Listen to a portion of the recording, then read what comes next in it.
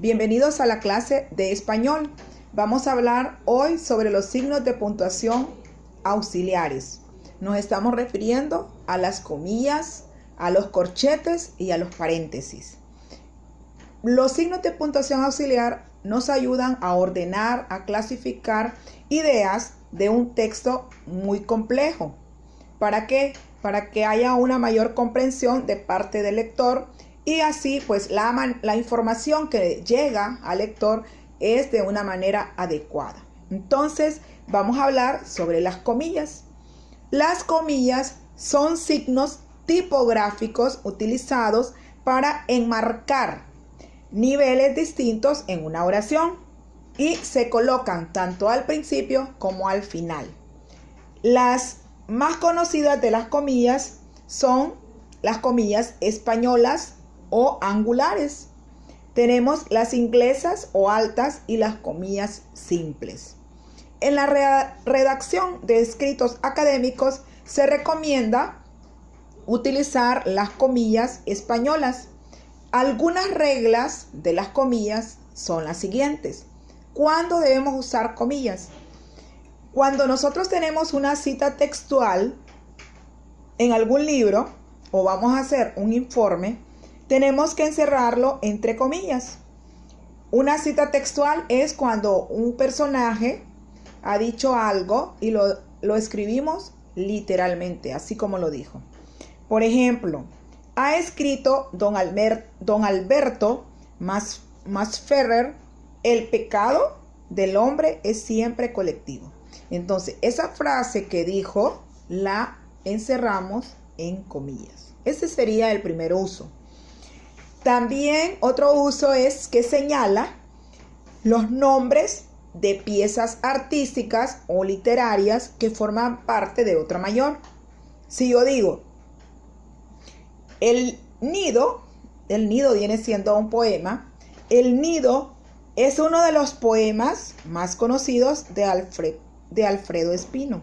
Entonces, el nido, el nombre del poema, va encerrado entre comillas. Otra de las reglas del uso de las comillas es que indica que una palabra es incorrecta o se usa con un sentido diferente al propio. Cuando yo digo, te fuiste a estudiar, ¿verdad? Entonces, estamos haciendo como una conjetura de que no fue a estudiar, sino que podría ser que fue a platicar. Entonces, si usted escribe un mensaje, te fuiste a estudiar con tus amigos, entonces ahí estamos viendo que es una acción incorrecta la que hizo él. Entonces, en ese caso utilizamos comillas. Cuando utilizamos personajes que tienen un seudónimo, un apodo o un alias, entonces debemos encerrarlo siempre con comillas. Por ejemplo, pero esto es opcional. Si yo digo Ernesto Che Guevara, entonces debe ir entre comillas. Otra regla es que enmarca significado dentro de un enunciado. Ejemplo, la palabra teatro se deriva del griego teatrón, que significa mirar. Entonces, teatrón va entre comillas. O teatro, porque no tiene tilde. En el cuento y la novela, para mostrar que se escriben los pensamientos de un personaje. Ejemplo, se sentía tranquilo y seguro. Al menos no sería reprendido, pensó. Entonces, ahí mostramos los pensamientos de un personaje y va entre comillas. Al menos no sería reprendido. Ahí va entre comillas. Eso sería en relación a las reglas de las comillas. Ahora pasaremos a lo que es el paréntesis. Los paréntesis se emplean para introducir palabras, frases o enunciados que aclaran o amplían la información de un texto. Y algunos de los usos son intercalar fechas, nombres de lugares u otros datos relevantes en el texto. Por ejemplo, si yo digo, el año de su nacimiento, 1916, lo escribo entre paréntesis y escribo, es el mismo en que murió Miguel de Cervantes Saavedra. Entonces, ese año va entre comillas, porque estamos intercalando la fecha y el nombre de, en este caso, de Miguel de Cervantes Saavedra. Ahora, en los textos, vaya, en un guión teatral, si usted hace un guión, hay personajes que van a aprenderse esos guiones y de repente aparecen palabras entre paréntesis que se llaman acotaciones. Las acotaciones son las acciones que ese personaje o actitudes que ese personaje va a realizar. Por ejemplo, muestra entusiasmo. Entonces ese personaje va a mostrar alegría. Y dice, con tristeza. Entonces esa acción con tristeza, entonces eso va entre paréntesis. Eso se llama acotaciones. Encerrar las acotaciones de un texto dramático. Alfonsina, un poco molesta, está entre paréntesis. Otro uso de los paréntesis es que resalta el nombre de un autor o una obra citados. Ejemplo, hay pocas cosas tan ensordecedoras como el silencio. ¿Quién lo dijo? Mario Benedetti. Entonces, resalta el nombre del autor. Aislar operaciones matemáticas.